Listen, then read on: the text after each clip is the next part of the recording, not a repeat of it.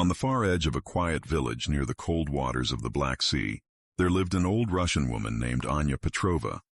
She had no husband, she had no children, and time had slowly taken her friends one by one. Her cottage stood alone on a cliff where the wind howled like a restless spirit. The villagers often said Anya was as old as the sea itself.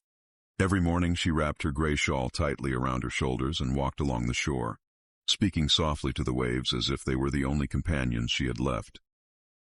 "Good morning," she would whisper, and the sea would answer with foam and salt. Though she was poor, Anya had a habit that puzzled the villagers. Each day she baked one small loaf of bread. She would eat half and leave the other half on her windowsill. "For whoever needs it," she would say. The villagers laughed. "The wind will eat your bread, babushka," they teased, but Anya only smiled. One evening a fierce storm rolled in from the sea. The sky turned black, and thunder cracked like splitting wood. Waves crashed violently against the rocks.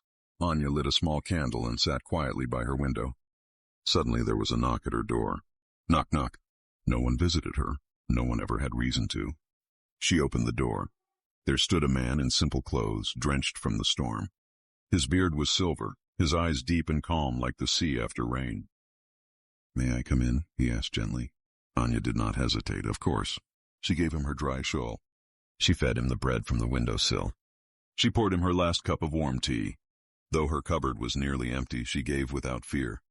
"Why do you give?" the stranger asked, "when you have so little?"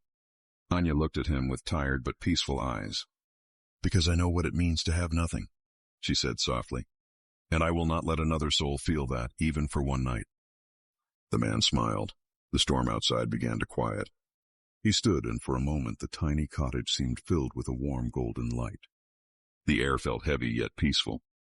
Anya's heart trembled, not in fear, but in recognition. "You have lived alone," he said, "but you were never forgotten." Her candle flame grew steady and bright. "Tomorrow," he continued, "your life will change." And then, as quietly as he had come, he was gone. The next morning the storm had washed something unusual onto the shore, a small wooden boat, broken but salvageable. Inside were crates of preserved fish, tools, and fine cloth, more wealth than Anya had seen in years.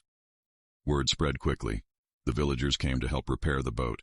They shared in the goods, and for the first time they sat inside Anya's cottage not to mock her, but to thank her. Days turned into weeks. Children began visiting her for stories. Fishermen brought her fresh catch. Women brought her warm soup. Her home became a place of gathering, of laughter, of life.